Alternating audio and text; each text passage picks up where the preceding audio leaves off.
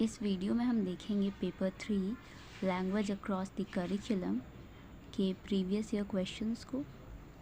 ये paper 50 marks का होता है, जिसमें 40 मार्क्स का एक्सटर्नल होता है और 10 मार्क्स आपका कॉलेज में इंटरनल होता है। तो इस पेपर का ज़्यादा मुझे क्वेश्चन मिला नहीं था, 3 ही साल का क्वेश्चन मिला था, तो मैंने यहाँ पे ऐसे लिखा है और मैं ईयर मेंशन करना भूल गई उस वक्त, और अभी मुझे याद नहीं है कि कौन से ईयर का कौन सा है, लेकिन ये प्रीवियस ईयर क्वेश्चन है, ठीक है। और ये सारे क्वेश्चन 2022 तक के हैं, और जो मेरा एग्ज़ाम हुआ था वो 23 में हुआ था, तो वो सारे पेपर मैं अलग से अपलोड कर दूँगी। तो ये पेपर 3 का ये शॉर्ट क्वेश्चन है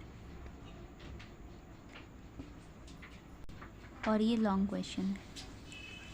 ये जो पेपर 3 है, इसमें बेसिकली लैंग्वेज के बारे में पढ़ना होता है कि लैंग्वेज क्या है, उसका फंक्शन क्या है, लैंग्वेज एक्विजिशन, लैंग्वेज लर्निंग क्या होता है, ग्रामर क्या होता है, लैंग्वेज का जो स्किल होता है, listening, speaking, reading and writing, वो सारे क्या होते हैं, उन सब का सब स्किल क्या होता है, ये सारी चीज़ें इसमें पढ़नी होती है। जैसे लास्ट टाइम हमारे साथ हुआ था कि रिपीटेड क्वेश्चन नहीं आए थे, पूरा पैटर्न ही चेंज हो गया था, तो इसलिए मैं कहूँगी कि जो भी सिलेबस है उसका पूरा कॉन्सेप्ट क्लियर रखना ही सही है। क्वेश्चन कुछ भी आए आप उसको लिख सको, और रिपीटेड क्वेश्चन भी देख लो कि क्वेश्चन आता कैसे है। प्रीवियस ईयर देखने से आपको ये पता चलेगा कि क्वेश्चन कैसे पूछा जा रहा है। ये जो शॉर्ट क्वेश्चन है, इसमें आपको 1.5 से 2 पेज लिखना होता है आंसर, और लॉन्ग वाले में आपको 4 से 5 पेज बहुत है। तो क्वेश्चन कैसा है आपको उसके हिसाब से आंसर करना है। 2 पार्ट में अगर क्वेश्चन है तो दोनों पार्ट को थोड़ा थोड़ा लिखना है। ऐसा नहीं है कि पहले पार्ट को ही आप एक्सप्लेन करते रह जाओ और दूसरे पार्ट को एकदम थोड़ा सा लिखो, तो वैसे भी दिक्कत है, झूठ का उतना मेहनत करोगे और मार्क्स भी नहीं मिलेगा। और ठीक है, तो ये सारी चीज़ें हैं। और जैसे कि इस पेपर का भी मैंने कुछ नोट्स, जो मेरा नोट्स था वो मैंने अपलोड किया चैनल पे, तो आप देख सकते हो। और आपको अगर कोई दूसरा टॉपिक, किसी दूसरे टॉपिक का अगर आपको नोट्स चाहिए तो आप मुझे कमेंट में बता सकते हो, मैं उसे अपलोड करूँगी। तो जैसे कि इस पेपर में function of language inside and outside the classroom, ये इम्पॉर्टेंट हो जाता है। उसके बाद मल्टीलिंगुअलिज्म क्या होता है, LSRW का जो सब स्किल होता है वो पूछा जाता है। आपके यूनिट 3 में बहुत सारा टॉपिक्स है LSRW का, उसमें आपका स्टोरी टेलिंग है, डिक्शनरी, थिसॉरस। जैसे हम लोग के टाइम पे डिक्शनरी पूछा गया था कि कितने टाइप्स के डिक्शनरी होते हैं, उन सबको आप एक्सप्लेन करो, या फिर किसी 2 पे शॉर्ट नोट लिखो। तो इस तरह से भी क्वेश्चन रहता है। लैंग्वेज इन सोसाइटी में रिलेशन पूछा जाता है, ठीक है। Language acquisition and language learning, इसमें भी डिफरेंस पूछा जाता है। और जो अलग अलग मेथड्स होते हैं या फिर अप्रोचेज़ होते हैं, डिफरेंट मेथड, जैसे ग्रामर ट्रांसलेशन मेथड हो गया, डॉक्टर वेस्ट मेथड हो गया, बहुत सारे अप्रोचेज़ होते हैं हमारे लैंग्वेज टीचिंग का, वो सारा पूछा जाता है आपसे। तो ये सारी चीज़ों को आप डिफ्रेंशिएट करके पढ़ोगे तो वो आपको ईजिली याद हो जाएगा। और भी क्वेश्चंस है, जैसे कि emergent literacy, universal grammar, literature का रोल क्या होता है। तो ये सारे क्वेश्चन हैं पेपर 3 में जो भी आए थे। ये देखिए, ये कुछ ज़्यादा ही खिचड़ी बन गया है मतलब सारा कुछ मैंने एक ही जगह पे लिख लिया, क्योंकि एक पेज में रहने से वो एक बार आप देख सकते हो और वो ईज़िली आपके दिमाग में रहेगा कि हाँ इसके बाद ये लिखा हुआ था। मतलब मेरे साथ तो ऐसे ही होता था कि अगर एक पेज में मैंने उसे लिखा है तो फिर वो मेरे माइंड में आ जाता था कि हाँ इसके नीचे ये पॉइंट था, इसके नीचे ये पॉइंट था, ऐसे ऐसे करके।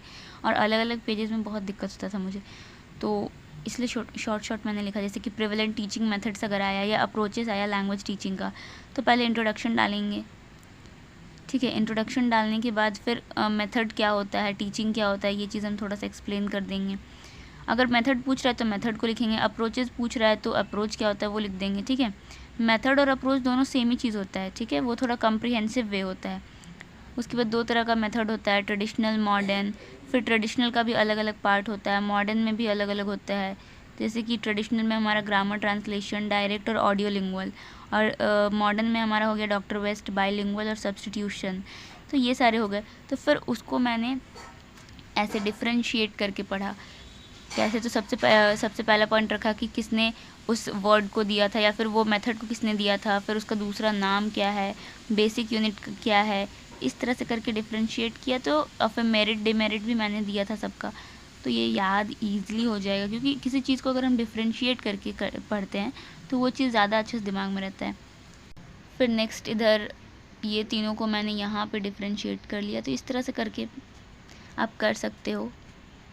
नेक्स्ट है आपका paper 4, understanding discipline and school subject. उस पेपर का भी वो भी 50 मार्क्स का ही होता है, सेम पेपर 3 की तरह।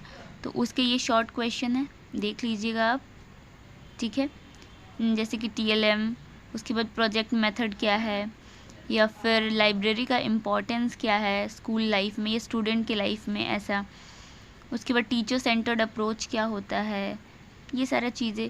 या फिर किसी भी क्लासरूम में लर्निंग में जो मेजर इश्यूज़ आते हैं वो क्या होते हैं। बहुत सारे इशू होते हैं ना, जैसे कि कभी कभी क्या होता है, इन्वायरमेंट सही नहीं होता है, बहुत सारा नॉइज़ होता है, या फिर आपका लाइट प्रॉपर नहीं होता है, या फिर बच्चे का इंटरेस्ट नहीं होता है, या फिर आपका टीचिंग मेथड जो होता है वो सही नहीं होता है। तो इस तरह से मतलब ये जो पेपर है ना, इसमें आप खुद से सोच के भी आंसर कर सकते हो। तो लेकिन हाँ, आपका कॉन्सेप्ट क्लियर रहा तभी। फिर यहाँ पे ये आपका लॉन्ग क्वेश्चन है पेपर 4 का। लॉन्ग में तो मोस्ट इम्पॉर्टेंट आपका मैक्सिम्स ऑफ टीचिंग, ठीक है, इंडिकेटर्स ऑफ क्वालिटी लर्निंग, ये आपका इम्पॉर्टेंट हो जाता है। करिकुलम आपका बहुत ज़्यादा इम्पॉर्टेंट हो जाता है। जॉन डीवी का जो एजुकेशनल फ़िलासफ़ी है ये भी बहुत इंपॉर्टेंट होता है। क्वेश्चन ये सब आते हैं, मेरे टाइम पे भी इस पेपर में तो जॉन डीवी आया था, भले ही पैटर्न चेंज हुआ लेकिन फिर भी आया था जॉन डीवी। करिकुलम भी पूछा गया था, मैक्सिम्स ऑफ टीचिंग भी आया था, तो ये सारा आता है। हिडन करिकुलम क्या होता है, ठीक है, सिलेबस और करिकुलम में डिफरेंस क्या है, ये भी पूछा जाता है। तो ये सारे हैं जो आपको थोड़ा ध्यान में रखना है। जैसे मैं आपको दिखाती हूँ कि मैंने कैसे लिखा था। मैक्सिम्स ऑफ टीचिंग मैंने क्या किया था कि मैक्सिम्स ऑफ टीचिंग, उसका इंट्रोडक्शन में क्या डालना है, तो टीचिंग, लर्निंग और मैक्सिम ये क्या होता है पहले तो हमको पता होना चाहिए ना, कि जिस चीज़ के बारे में, जिस टॉपिक के बारे में हम पढ़ रहे हैं तो उसका मतलब क्या होता है, मैक्सिम क्या होता है, टीचिंग क्या होता है, लर्निंग क्या होता है। तो मैंने इंट्रोडक्शन में उसी को एक्सप्लेन कर दिया कि हाँ वो सब क्या है, फिर मैक्सिम्स ऑफ टीचिंग क्या है। उसके बाद फिर क्या करना है वो मैंने ऐसे ही लिख लिया रिवीजन के टाइम पे, लेकिन आप फ्लो चार्ट ऐड करो। फ्लो चार्ट बनाने के बाद 1 बाय 1 सबको लिखो, एक्सप्लेन करो। और अगर क्वेश्चन सिर्फ है कि what do you understand by Maxim's of teaching, या फिर explain different Maxim's of teaching, तब तो आप सिर्फ इसको एक्सप्लेन करो। लेकिन अगर साथ में बेनिफिट देने भी पूछ रहा है तो आप इसको थोड़ा कम कम ही लिखना, 2 ही लाइन लिखना, और उसके बाद इसका जो बेनिफिट होगा उसको आप बताएं। बेनिफिट क्या हो सकता है, स्टूडेंट ज़्यादा अच्छे से पढ़ेगा, ये सारी चीज़ें इसका बेनिफिट हो जाएगा। तो ये आपका पेपर 3 एंड पेपर 4 का था। अगर आपको कोई भी टॉपिक पे नोट्स चाहिए देन आप कमेंट में बता सकते हो।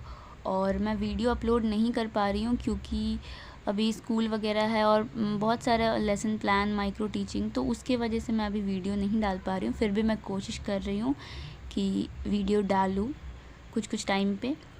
सो अगर वीडियो आपको पसंद आई हो तो आप लाइक करें, हेल्पफुल हो तो लाइक करें, कमेंट करें, अपने दोस्तों के साथ शेयर करें। और ठीक है, थैंक यू।